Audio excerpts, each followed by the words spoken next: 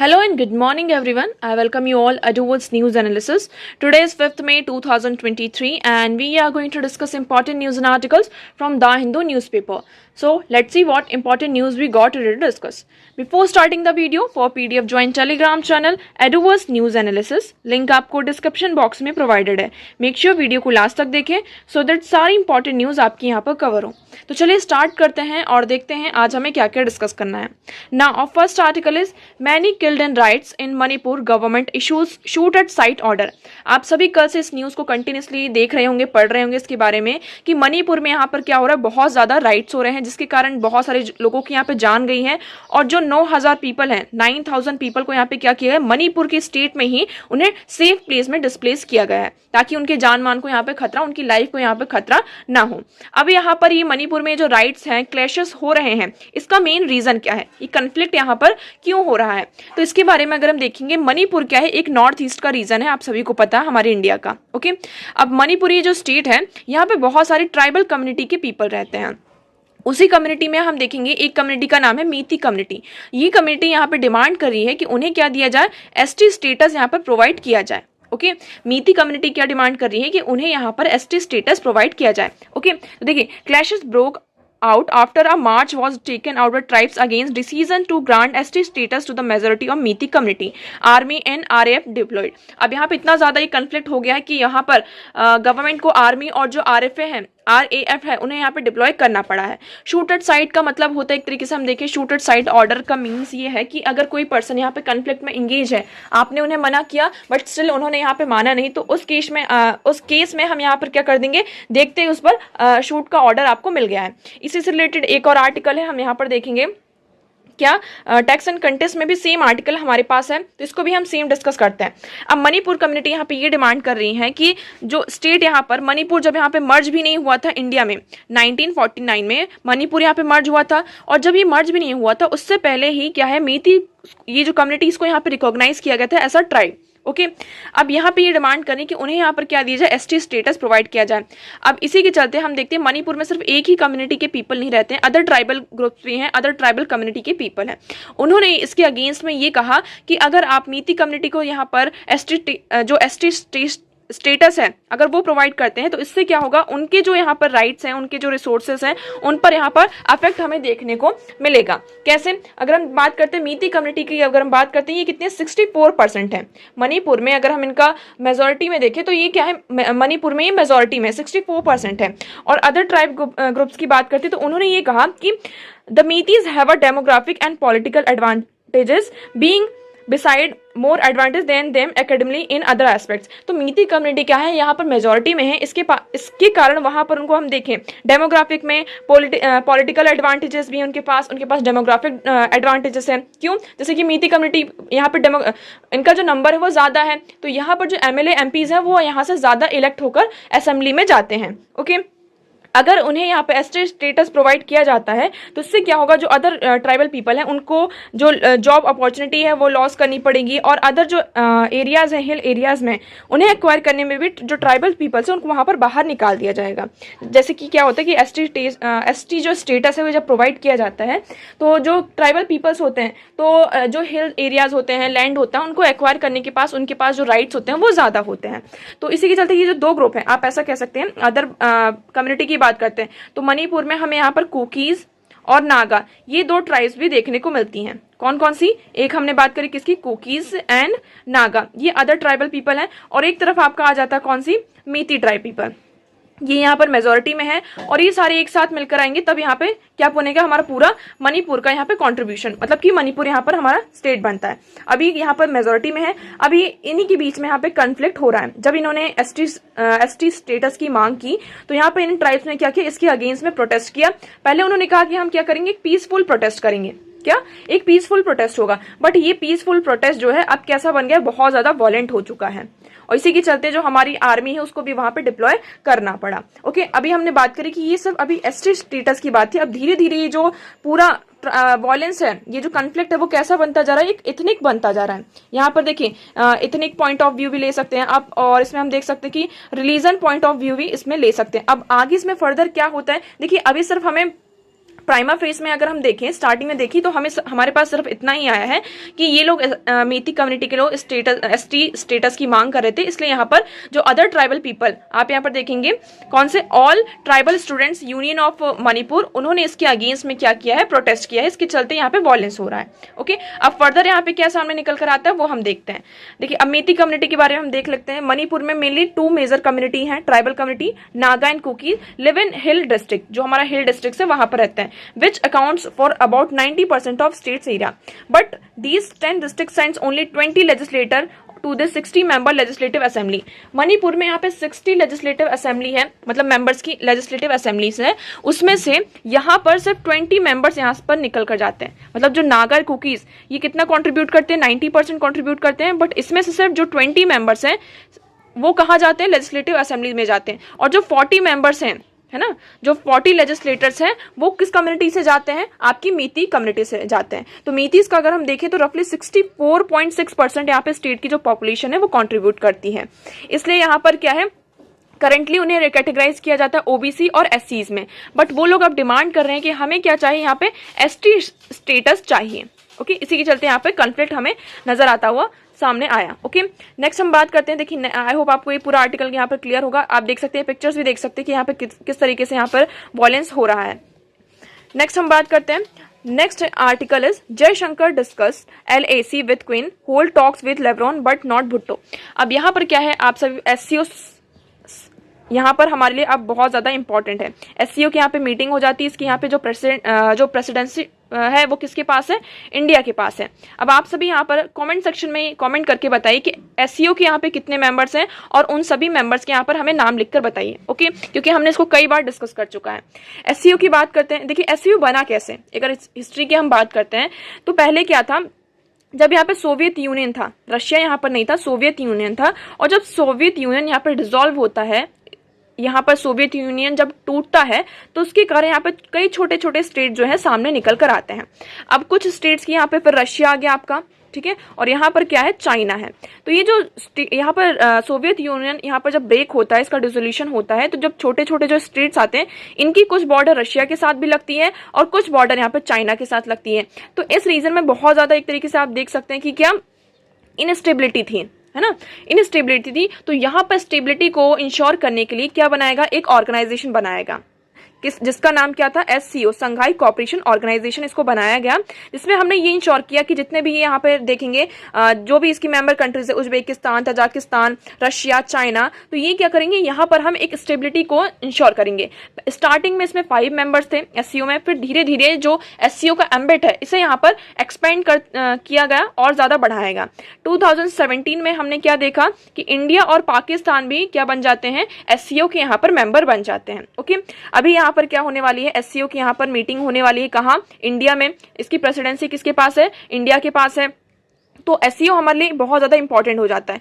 क्यों इंपॉर्टेंट हो जाता है, आप सभी को पता है। पहला आप रीजन देखिए, इस टाइम पे क्या हो रहा है, रशिया यूक्रेन कॉन्फ्लिक्ट हमारे सामने है। दूसरा, SCO के अगर हम मेंबर्स की बात करते हैं तो उसमें कौन, रशिया है, चाइना है और पाकिस्तान है। और तीनों कंट्रीज हमारे लिए, अगर आप अगर इसको अलग अलग पॉइंट ऑफ व्यू से देखें, पाकिस्तान के साथ हमारे रिलेशन आज के टाइम पे कैसे हैं, चाइना के साथ कैसे हैं, और रशिया के साथ हमारे रिलेशन कैसे हैं। G20 में भी ये सारे मेंबर्स हैं। G20 में अगर हम बात करते हैं तो G20 में हमारा पूरा वेस्ट आ जाता है ना, और यूरोपियन यूनियन आपका आ जाता है। तो उनके साथ अब अगर हम बात करते हैं किसकी, ब्रिक्स की, ब्रिक्स में भी हमारा क्या आ जाता है, यहाँ पर रशिया आ जाता है और चाइना आ जाता है। तो इन कंट्रीज के साथ में इंडिया कैसे एक बैलेंस अप्रोच, जो एक बैलेंस टाई है उसको यहाँ पे बना कर रखे, तो इसलिए हमारे SCO क्या हो जाता है, इंपॉर्टेंट हो जाता है। अभी जो आर्टिकल है यहाँ पर क्या हो रही, बायलैटरल मीटिंग्स हो रही हैं। जो हमारी मेन समिट होने वाली है वो जुलाई में होगी, उससे पहले यहाँ पर बहुत सारी मिनिस्ट्रियल मीटिंग्स होती हैं। जैसे कि हमने देखा G20 का यहाँ पे समिट होगी कब, सितंबर में, बट उससे पहले हमने कई मीटिंग्स देखी, कल्चरल मीटिंग्स हुई, फॉरेन मिनिस्टर्स की मीटिंग्स हुई। तो ये मीटिंग्स होती हैं। तो इसमें अभी क्या हो रही है कि जो हमने यहाँ पर क्या देखा कि रशिया के जो फॉरेन मिनिस्टर हैं वो इंडिया में आए हुए हैं, चाइना के फॉरेन मिनिस्टर इंडिया में आए हुए हैं, इवन पाकिस्तान के जो फॉरेन मिनिस्टर हैं वो भी इंडिया में आए हुए हैं। तो चाइना और जो रशिया है उनके फॉरेन मिनिस्टर के साथ हमारी क्या हुई है, इंडिया की बायलैटरल मीटिंग्स हुई है। बट जो पाकिस्तान के फॉरेन मिनिस्टर है उनके साथ हमारी कोई भी बायलैटरल मीटिंग नहीं हुई है। चाइनीज फॉरेन मिनिस्टर के साथ देखें, इनके साथ आगे हमारी 2 बार मीटिंग हो चुकी है, जिसमें हमारा जो मेन मुद्दा था, हमारा जो मेन टॉपिक था वो क्या था, LAC, कि हमें जल्द से जल्द क्या करना है, जो LAC का इशू है इसे यहाँ पर रिजॉल्व करना है, तभी हमारे जो अदर बायलैटरल रिलेशंस हैं वो यहाँ पर क्या होंगे, इंप्रूव होंगे। ओके, तो आई होप आपको यहाँ पे क्लियर होगा। अब देखिए इससे क्या समझ में आता है हमारे सामने कि हमने क्या किया, जो पाकिस्तान के फॉरेन मिनिस्टर है उनके साथ हमारी कोई भी बायलैटरल मीटिंग नहीं हुई, तो मतलब अभी भी हमारा जो स्टैंड है क्या पाकिस्तान को लेकर, उसको हमारे रिजॉल्व होने की कोई अभी चांसेस सामने नहीं नजर आ रहे हैं। ओके, तो आई होप आपको ये पूरा क्लियर होगा। तो कमेंट सेक्शन में आप जरूर बताइएगा कि SCO के कितने मेंबर्स हैं और उनके पूरे नाम भी। नेक्स्ट हम बात करते हैं। नाउ नेक्स्ट आर्टिकल इज, देखिए एडिटोरियल सेक्शन में यहाँ पर हमारे लिए इंपॉर्टेंट आर्टिकल नहीं है, ये आर्टिकल हमने कल ही डिस्कस किया था। इसमें क्या था, जो हमारा PMI है, परचेसिंग मैनेजिंग इंडेक्स है, उसमें इन्होंने ये बताया कि इंडिया की क्या हो रही है, ग्रोथ हो रही है। तो इस आर्टिकल को हमने ऑलरेडी डिस्कस किया हुआ है। अब नेक्स्ट हम देखते हैं, ये आर्टिकल हमारे लिए इंपॉर्टेंट हो जाता है, साइंस एंड टेक्नोलॉजी से रिलेटेड है आपका, ठीक है, आप इसको साइंस एंड टेक्नोलॉजी से रिलेट कर सकते हैं। इसमें बात की जा रही है किसके, LIGO की। LIGO क्या है आपका, लेजर इंटरफेरोमीटर ग्रेविटेशनल वेव। अब जो ग्रेविटेशनल वेव है इसकी थ्योरी हम देखेंगे आइंस्टीन ने 1916 में दे दी थी। कब, 1916 में ही आइंस्टीन ने इसकी थ्योरी दे दी थी। देखिए Albert Einstein 1916 journal theory of relativity first predicted the phenomena of gravitational wave. 1916 में अल्बर्ट आइंस्टीन ने पहले से ही, मतलब ये जो ग्रेविटेशनल वेव्स हैं इसका जो फिनोमिना है इसको यहाँ पे प्रिडिक्ट कर लिया था, इसके बारे में मतलब एक तरीके से एक प्रोडिक्शन लगा लिया था, कि अनुमान लगा लिया था कि ग्रेविटेशनल वेव जैसे क्या है, एक कोई चीज है। अब ग्रेविटेशनल वेव क्या है इसके बारे में हम देखेंगे, पहले हम इसका ऊपर जो आर्टिकल का मेन कंटेस्ट है उसके बारे में यहाँ पर देखते हैं, ठीक है। अब लेकिन ये जो फिनोमिना है इसको प्रूव करते करते यहाँ पर कितने साल लग गए आप देखेंगे, 2015 में इन्होंने 1916 में ये थ्योरी दी थी, और 2015 में ये जो फिनोमिना है हम यहाँ पर देखेंगे, इन 2015 for the first time in human history physicists observed the gravitational waves emanating from two merging black holes 1.3 million light year from the earth। यहाँ पे ब्लैक होल से यहाँ पर जो फिजिस्ट है उन्होंने यहाँ पे ऑब्जर्व किया किसको, ग्रेविटेशनल वेव्स को। तो इन्होंने ये बताया कि हाँ क्या है, ग्रेविटेशनल वेव्स हैं, और ये किसके थ्रू यहाँ पे अकम्प्लिश हुआ, ये जो हमारा मेन टारगेट था हमने कैसे पूरा किया, LIGO के through, laser interferometer gravitational wave observatory के थ्रू हमने यहाँ पे क्या पता लगाया कि यहाँ पर क्या है, ग्रेविटेशनल वेव्स हैं, जो किससे जनरेट होती हैं, हमारा जो ब्लैक होल है, ब्लैक होल से यहाँ पर जो 2 ब्लैक होल्स हैं यहाँ पर जो अगर हम हमारी अर्थ से देखें तो 1.3 मिलियन लाइट ईयर्स दूर हैं, तो वहां से क्या इमर्ज होकर निकल कर आ रही हैं, आपकी ग्रेविटेशनल वेव्स निकल कर आ रही। तो इसको इसी के चलते यहाँ पे नोबेल प्राइज भी इन्हें दिया गया था फिजिक्स में, ओके, 2015 में। अब ग्रेविटेशनल वेव क्या है, इसे हम कैसे डिटेक्ट करते हैं उसके बारे में हम देखते हैं, ओके। तो ग्रेविटेशनल वेव की बात करते हैं। तो gravitational wave, the LIGO in the US first detect gravitational wave in 2015 को यहाँ पे US ने पहली बार क्या किया था, ग्रेविटेशनल वेव को डिटेक्ट किया था, और उन्हें यहाँ पे नोबेल प्राइज इन फिजिक्स भी 2017 में दिया गया था। पहले हम ग्रेविटेशनल वेव की बात करते हैं। ग्रेविटेशनल वेव एक तरीके से आप ऐसा कर सकते हैं कि जैसे भी किसी भी ये कोई पर्टिकुलर चीज है, इसका यहाँ पर क्या है, वेट है, ठीक है, इसके कारण यहाँ पर क्या हो सकता है, वेव्स जनरेट होती हैं। फॉर एग्जांपल आप यहाँ पर रिवर का एग्जांपल ले लीजिए। रिवर यहाँ पे क्या है, एक तरीके से अभी शांत है, एकदम स्टेबल है, शांत है। आपने उसमें क्या किया, आपने इसमें कोई एक पत्थर फेंका। जब आपने पत्थर फेंका तो उस पत्थर का क्या है, कुछ वेट है, और उस वेट के कारण यहाँ पर क्या हुआ, कुछ वेव्स, जैसे हम पत्थर फेंकते हैं तो आप देखते हैं कि उसकी तरफ यहाँ पे चारों तरफ यहाँ पे वेव्स जनरेट हो जाती हैं, है ना, ये क्या हो जाती है, यहाँ पर वेव्स जनरेट हो जाती हैं। तो इसी तरीके से ऐसा कहा जाता है कि जो ब्लैक होल है वो क्या है, उसमें बहुत ज़्यादा वेट है, उसमें बहुत सारे हमें फिनोमिना देखने को मिलते हैं। तो आपका यहाँ पर आप इस पिक्चर में देखेंगे, ये क्या हो गया, आपका ब्लैक होल हो गया, ये 2 ब्लैक होल्स हैं, और ये क्या है, स्पेस टाइम है, ये जो सर्कुलर पाथ आपको दिख रहा है स्पेस टाइम है। तो जब इन ब्लैक होल्स में क्या होती हैं, बहुत सारे जो फिनोमिना होते हैं, तो उसके कारण क्या होता है, ग्रेविटेशनल वेव जनरेट होती हैं। तो ये जो आपको ये बॉक्स दिख रहा होगा, आप यहाँ पर इस बॉक्स को देखेंगे, ये क्या है, जब इसमें बहुत ब्लैक होल्स में जब फिनोमिना होते हैं तो उसके कारण यहाँ पे क्या होती है, ग्रेविटेशनल वेव्स होती हैं। अब इसी को डिटेक्ट करने के लिए यहाँ पर क्या आया, हमारा LIGO आया है। क्या आया है, LIGO आया है। तो अब LIGO को हम आप इस पिक्चर में भी देख सकते हैं कि किस तरीके से यहाँ पे वेव्स, तो देखिए ये हमारा होल हो गया, और इसके कारण यहाँ पे वेव्स जनरेट हो रही हैं। तो यहाँ पर हमें क्या देखने को मिल रहा है, ये जो आपको ये जो स्क्वायर जैसा दिख रहा है, तो ये क्या है, हमारी ग्रेविटेशनल वेव्स हैं। आप इस पिक्चर में देखेंगे, देखिए ये अर्थ है, अर्थ का यहाँ पर वेट है, अर्थ में बहुत सारे फिनोमिना होते रहते हैं, तो इसके कारण यहाँ पे क्या होती है, वेव्स यहाँ पर जनरेट होती हैं। तो इसी को हम कहते हैं क्या, ग्रेविटेशनल वेव्स। अब इसे ही हमें क्या करना है, डिटेक्ट करना है। तो इसके लिए LIGO आया है। अब LIGO कैसे डिटेक्ट करेगा उसका भी हम देख लेते हैं। इसमें ऐसा डिटेक्ट किया जाएगा, फॉर एग्जाम्पल कोई भी यहाँ पर कोई स्टेबल चीज़ है, स्टेगनेंट है, रुकी हुई चीज़ है, हम यहाँ पे क्या करेंगे, लाइट को वो करेंगे, यहाँ पर लेज़र लाइट होगी। इस लेज़र लाइट को यहाँ पे 4 किलोमीटर की एम्बिट में या 4 या 5 एक डिस्टेंस यहाँ पे मेजर करेंगी और यहाँ पर कुछ मिरर वगैरह लगाया जाएगा।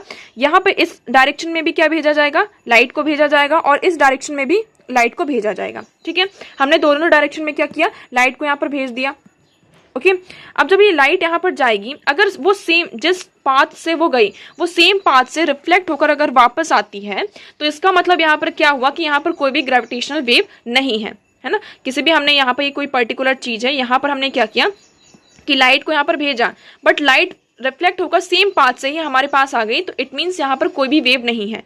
अगर लाइट यहाँ पर रिफ्लेक्ट होती है जिस पाथ से हमने भेजा था, अगर उसका डिस्टेंस यहाँ पर उसमें थोड़ा सा भी माइन्यूट सा भी चेंज आता है, तो इसका मतलब यहाँ पर क्या होगा कि उस पर्टिकुलर रीजन में क्या है, ग्रेविटेशनल वेव्स हैं। तो इस तरीके से वेव्स को क्या किया जा रहा है, अभी ये जो ग्रेविटेशनल वेव्स है उसको यहाँ पर डिटेक्ट किया जा रहा है।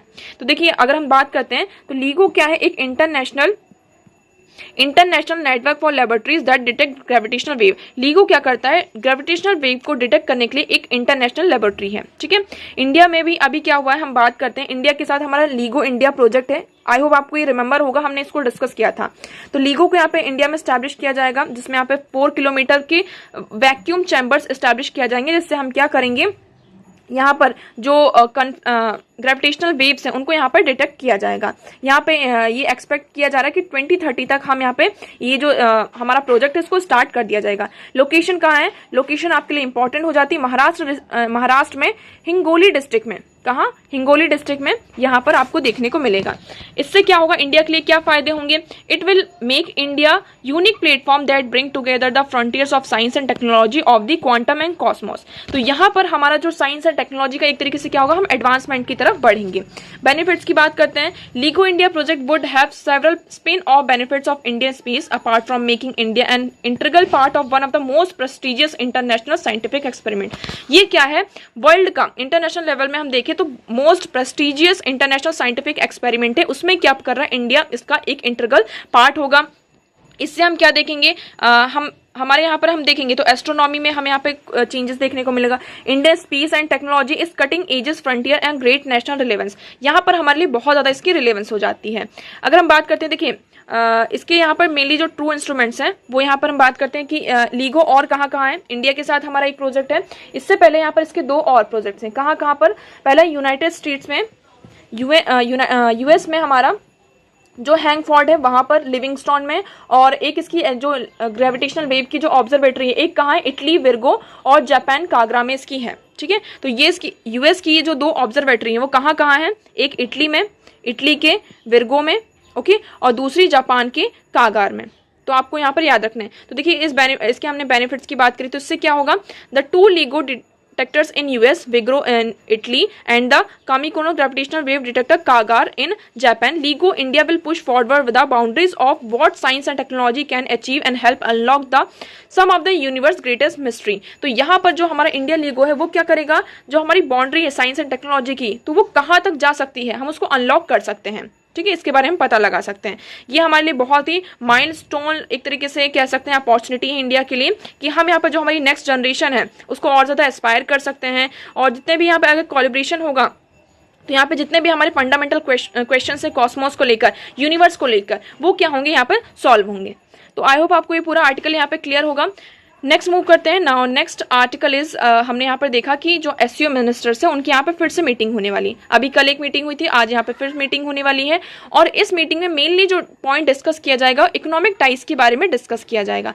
अभी तक हमारा जो मेन इशू होता था, अगर हम क्या करते थे, जो हमारी मीटिंग होती थी उसमें हम टेररिज्म और सिक्योरिटी को लेकर बहुत ज़्यादा, ट्रेडिशनली अगर हम देखें तो टेररिज्म और सिक्योरिटी का जो ये पॉइंट था इसको बहुत ज़्यादा डिस्कस किया जाता था कि हम टेररिज्म को कैसे यहाँ पर ख़त्म करें, पूरी तरीके से यहाँ पर ख़त्म किया जाए, और सिक्योरिटी को लेकर इशू होता था। बट यहाँ पर इंडिया के पास क्या है, प्रेसिडेंसी है, तो इंडिया यहाँ पर इसका जो एम्बिट है, ये यहाँ पर जो इसका एम्बिट है इसको और ज्यादा क्या करना चाहता है, एक्सपेंड करना चाहता है, बढ़ाना चाहता है। ठीक है। तो देखिए, while traditionally security and terrorism use to dominate the एससीओ's agenda, but during its presidency India is bringing on the table issues of economic and cultural cooperation between the members as well. तो यहाँ पर जो SCO के members हैं उनके बीच में जो इकोनॉमिक और कल्चरल कॉपरेशन है उस तरीकों को उसको हम कैसे लेकर आ सकते हैं, उससे रिलेटेड यहाँ पर जो जो इशूज हैं उसको हम कैसे रिजॉल्व कर सकते हैं, तो उसको यहाँ पर लेकर आया जाएगा। यहाँ पर बात की जा रही है कि देखिए, जब से यहाँ पे रशिया और यूक्रेन का कॉन्फ्लिक्ट चला है तो यहाँ पर जो ट्रेड है उसमें हमें बहुत ज़्यादा प्रॉब्लम आ रही, तो यहाँ पर हम किस करेंसी में क्या करें, ट्रेड करें। तो ये भी सबसे बड़ा इशू आ रहा है कि हम यहाँ पर किसका यूज़ करें, ट्रेड का यूज़ करें। अगर हम एससीओ की बात करते हैं तो देखिए, एससीओ में यहाँ पर एक्चुअली क्या है, अगर हम इसकी लैंग्वेज की बात करते हैं तो इसमें कहाँ कौन सी लैंग्वेज का यूज़ किया जाता है, मेनली यहाँ पर रशियन और जो चाइनीज़ लैंग्वेज है इसका यूज़ किया जाता है। इंडिया ने यहाँ पे प्रपोज किया कि हम क्या कर सकते हैं, जो इंग्लिश लैंग्वेज है इसका भी क्या करें, यूज़ करें। इससे क्या होगा, इसका जो एम्बिट होगा और ज़्यादा एक्सपेंड होगा और हमारे जो इश्यूज़ हैं और ज़्यादा यहाँ पर सामने आएंगे। अब यहाँ पर देखिए, हमने ये बात करी कि जब से यहाँ पर ये रशिया और यूक्रेन कॉन्फ्लिक्ट यहाँ पर सामने आ रहा है तो इसके चलते यहाँ पर यूएस का जो डॉलर है ना, डॉलर में यहाँ पे ट्रेड करने में बहुत ज़्यादा प्रॉब्लम आ रही। तो हम और कौन सी अदर करेंसीज है जिसका हम यूज़ कर सकते हैं हमारे ट्रेड में, है ना, तो जिससे क्या हो सके ये जो इश्यूज़ हैं, क्योंकि रशिया के ऊपर सैंक्शंस लगे हुए हैं जिसके कारण यहाँ पे ट्रेड में थोड़ी हमें प्रॉब्लम्स आ रही हैं। तो अब देखिए, यहाँ पे हमें एक इंडिया का जो एक फैक्ट है उसको यहाँ पे अप्रिशिएट किया गया है कि इंडिया बहुत ही वर्सेटाइल रोल यहाँ पे प्ले कर रहा है, मतलब कि बहुत ही बड़ा रोल प्ले कर रहा है। कि आप देखेंगे कि इंडिया किसमें अलग अलग जो ग्रुपिंग्स है उसमें इंगेज है। क्वाड की बात कर लीजिए, जिसमें India, China, Japan, Australia, US है यहाँ पर, ठीक है। तो यहाँ पर यूएस और इंडिया के साथ G20, ब्रिस्क, इप्सा में हम बात करते हैं। इप्सा क्या है, इंडिया, ब्राज़ील, साउथ अफ्रीका, तो इसमें भी क्या है, यहाँ पर इंडिया इन्वॉल्व है। एससीओ में भी क्या है, इंडिया इसका मेंबर है।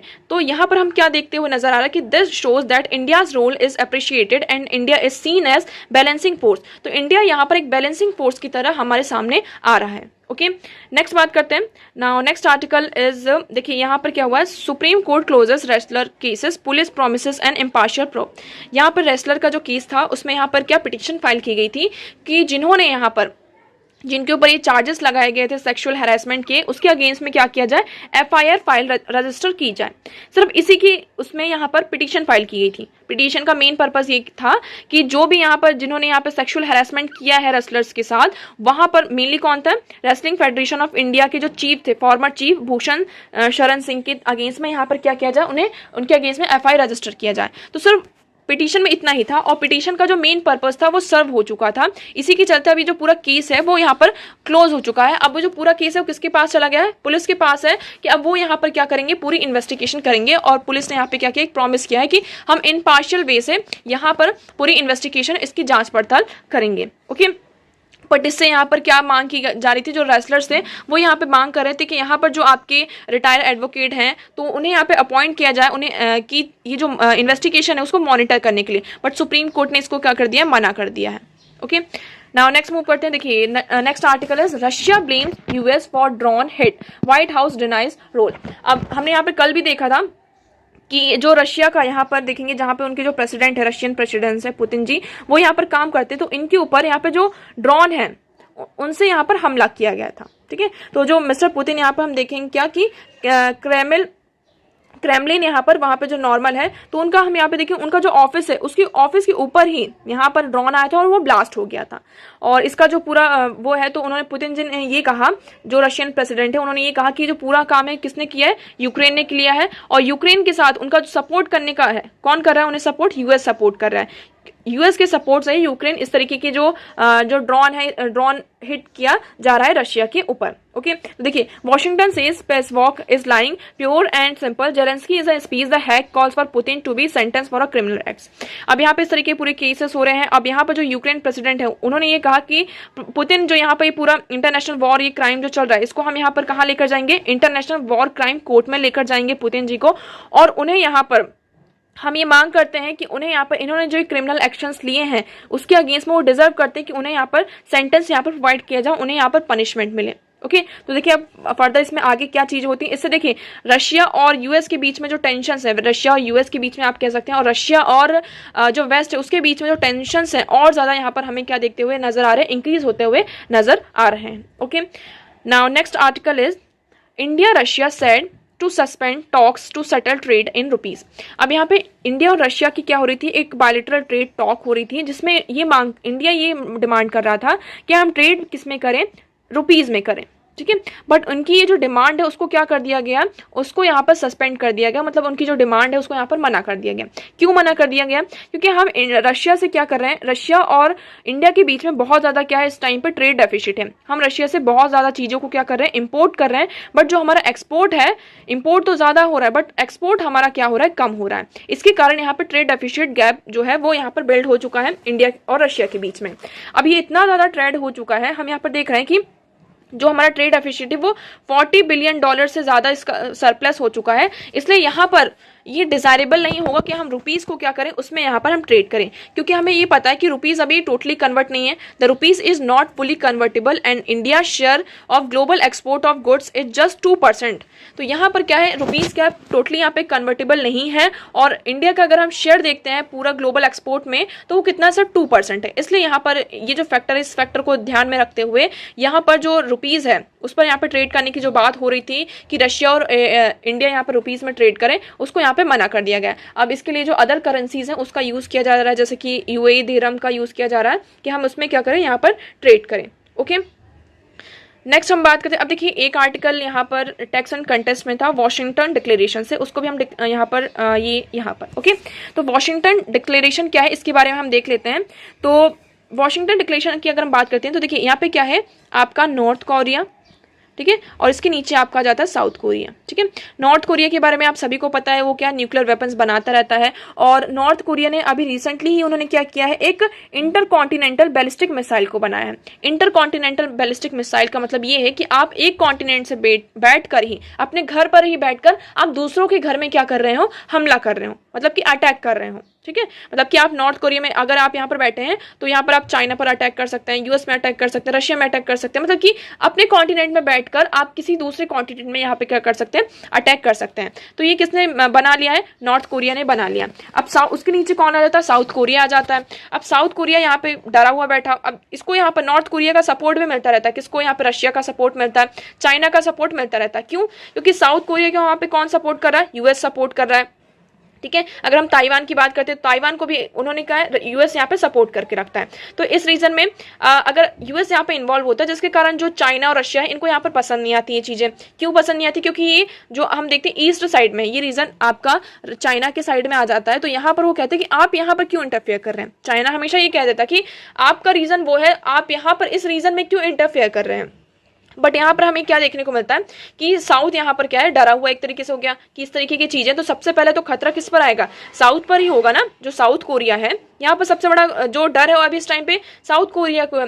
तो इसी के चलते यहाँ पर उसको एक तरीके से हम देख सकते हैं कि इसी के चलते यहाँ पे क्या होता है, तो साउथ कोरिया ने डिमांड करी कि हम क्या करेंगे, न्यूक्लियर वेपन्स बनाएंगे, ठीक है। तो यूएस इसमें कहता है कि नहीं, आप न्यूक्लियर वेपन मत बनाइए, हम यहाँ पर क्या करेंगे, जितने भी न्यूक्लियर वेपन्स हैं, जो भी आर्म्स एंड एम्यूनेशंस लगेंगे, उसको हम आपकी बॉर्डर में डिप्लॉय कर देंगे, बट आप यहाँ पर क्या कीजिए, यहाँ पर न्यूक्लियर वेपन ना बनाइए, ठीक है। तो इसी के चलते यहाँ पे इन्होंने क्या साइन किया, वॉशिंगटन डिक्लेरेशन। इसी को हम कहते हैं कि मतलब आप यहाँ पर क्या करिए, न्यूक्लियर वेपन्स का आप यहाँ पर मतलब कि आप ना बनाएं, और हम यहाँ पर क्या करेंगे, जितने भी न्यूक्लियर चीजें हैं, ठीक है, उसको यहाँ पर डिप्लॉय किया जाएगा। तो आप यहाँ पर देखेंगे कि south कोरिया's nuclear deterrence capabilities through the joint military training programs and annual intergovernmental stimulations. The declaration reaffirms the non-proliferation treaty, implying that South Korea would not venture into the creation of its own independent nuclear. मतलब कि south Korea यहाँ पर कोई भी nuclear independent nuclear capabilities का venture नहीं करेगा, creation नहीं करेगा, and would instead focus on deterrence major through a alliance based approach. तो यहाँ पर उसके अगेंस्ट में यहाँ पे खुद की जो न्यूक्लियर कैपेबिलिटीज है उसको यहाँ पे क्रिएट नहीं करेगा, न्यूक्लियर वेपन नहीं बनाएगा। उसके अगेंस्ट में वो क्या करेगा, डिटरेंस जो मेजर्स हैं, किस तरीके से अलायंस बेस्ड अप्रोच में, जैसे कि यूएस के साथ अलायंस कर लिया, और जो अदर फ्रांस के साथ अलायंस कर लिया, जर्मनी के साथ अलायंस कर लिया, यूरोपियन यूनियंस के साथ अलायंस करके यहाँ पर डिटरेंस, यहाँ पे जो मेजर्स है उसको यहाँ पर करेगा। तो ये क्या है, हमारा वॉशिंगटन डिक्लेरेशन है। बस आपको इसमें इतना ही याद रखना है। ओके, तो आई होप आपको यहाँ पर सारी चीजें क्लियर होंगी।